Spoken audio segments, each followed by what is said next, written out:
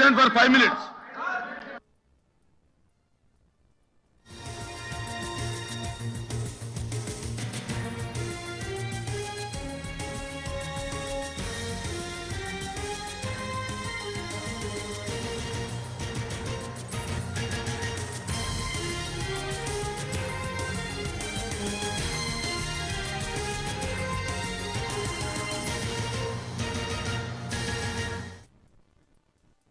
ఇప్పుడు పోతిరెడ్డిపాడు మనకు అవసరమున్న నీళ్లు వాడుకునేదానికి మనకు కేటాయించిన నీళ్లు కూడా పోతిరెడ్డిపాడు నుంచి 20 సంవత్సరాల నుంచి 1-2 సంవత్సరాలు తప్ప పూర్తిగా వాడుకోలేకున్నాం అధ్యక్ష.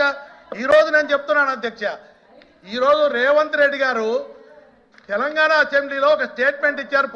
రాయలసీమ ఎత్తిపోతల పథకాన్ని మేము ఆపినాము, చంద్రబాబు నాయుడు గారితో ఏకాంతంగా సమావేశమై ఆపినామని చెప్తే మేము ప్రజలందరూ కూడా చూశారు అధ్యక్ష.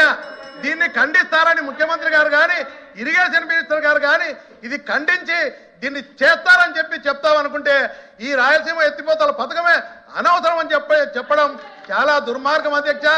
ఈ రోజు నేను చెప్తున్నా, తెలుగుదేశం పార్టీ, బీజేపీ కానీ జనసేన పార్టీలు ఈ పథకాన్ని అవసరమే లేదని చెప్పడం వల్ల నేను ఇప్పుడు కూడా పునరాలోచించమని చెప్తా ఉన్నా.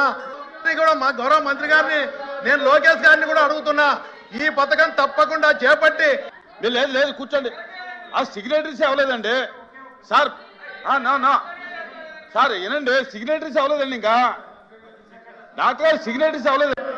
స్పీకర్ గారు అవకాశం ఇచ్చారు, మాట్లాడుతున్న వినాలి కదా మీరు. వినండి, నేను మాట్లాడింది వినండి మీరు.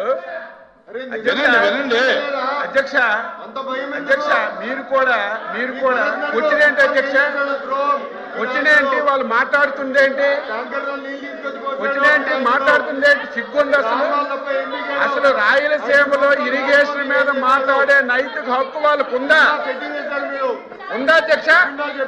సిగ్గుండాలి కదా.